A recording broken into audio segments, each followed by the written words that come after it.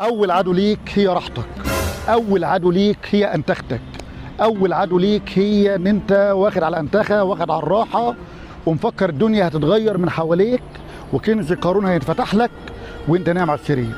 يا عم مفيش الكلام من ده، يا عم اتحرك، يا عم قوم، يا عم انتج، يا عم يلي حياتك كلها مقضاها نوم، مقضاها على التليفون، مقضاها سهرات في الأفراح. محدش هيجيب لك، محدش هيديك. لو عليك 100 جنيه لفلان مش هيسيبها لك. يا عم يا اللي مراتك بتشتغل، يا عم يا اللي بتطلع بنتك الشغل، انت اولى، انت اطلع، انت اتعب عشان تحس بطعم الراحه، بالنجاح، بالوقار، بالقيمه من الغريب والقريب. هتلاقي الغريب بيحترمك والقريب بيحترمك، هتلاقي مراتك بتحترمك، بنتك بتحترمك. شكلك ايه وانت بتطلع بنتك ولا اختك ولا يعني شكلك ايه؟ لا لا لا لا، انت اقرب من كده. اطلع واشتغل وانفض طبر الانتخه والراحه ده. لما تبقى شاب بالله عليك في عز شبابك ومقضيها نوم على السرير ومقضيها ليل ونهار لعب على التليفون، امتى هتشتغل؟ امتى هتنتج؟ امتى هتبقى بني ادم العالم تفتخر بيه؟ بلاش العالم تفتخر بيه، انت هتبقى بني ادم انت تفتخر بروحك. لما هتفضل مقضيها نوم وانتخه وراحه ومفكر ان في يوم وليله كنوز قارون هتلاقيها تحت منك، مفيش الكلام من ده. والله لو ما تعبت وجريت واجتهدت وبذلت كل المجهود اللي في الدنيا ما هتلاقي الراحه، مش هتلاقيه. عشان كده بقول لك انفض طوب الراحه. اول عدو ليك هي راحتك، الراحه اللي انت فرحان بها اليومين دول دي اول عدو ليك.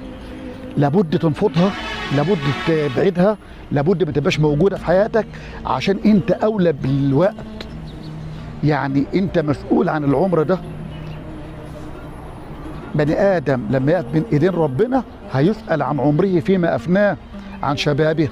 شبابك ده افنته في ايه؟ في التليفون، في اللعب على التليفون والقعده على الكافيهات بالليل، وتقوم لحد يفضل نايم لحد بعد الظهر ولا العصر عشان تفضل سهران طول الليل، عشان بابا النهارده بيديك ولا ماما بيجيب لها معاش ولا زوجتك بتطلع على الشغل. انت كده بني ادم يعني؟ انت كده راجل يعني؟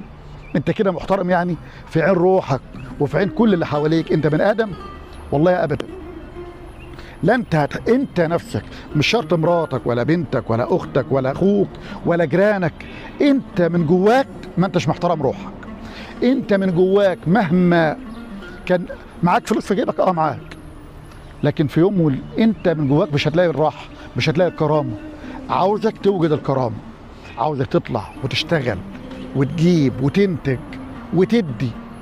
اليد العليا خير من اليد السفلى. اللي بتدي افضل من اللي بتاخد، الايد اللي بتدي افضل من الايد اللي بتاخد. فانت خليك كده، خليك بني ادم معطاء، بني ادم راجل بيعطي وراجل بينفق. مش كده؟ لينفق ذو سعة من. انت مكلف. الجنيه بتاعك لو مراتك بتشتغل ب10,000، لو هي متوظفه وانت راجل بتشتغل ب1000، ال1000 بتاعك ابرك واكرم من ال100,000 بتوعها، لان انت مكلف بالانفاق، فالجنيه بتاعك فيه البركه. اطلع حتى لو هتجيب القليل، اي شغلانه حلال انت اولى بيها، مكانه ووقار وقيمه. ما تستعيبش اي شغلانه طالما حلال. المهم تشتغل، المهم ركنتك دي غلط، عيب، مش لاقي عليك، مش لاقي عليك ولا لاقي على كرامتك ولا لاقي على اولادك. انفض طوب الراحه، لان الراحه دي اول عدو ليك. انفضها وانفض الانتخه دي، واشتغل ومن النهارده. السلام عليكم.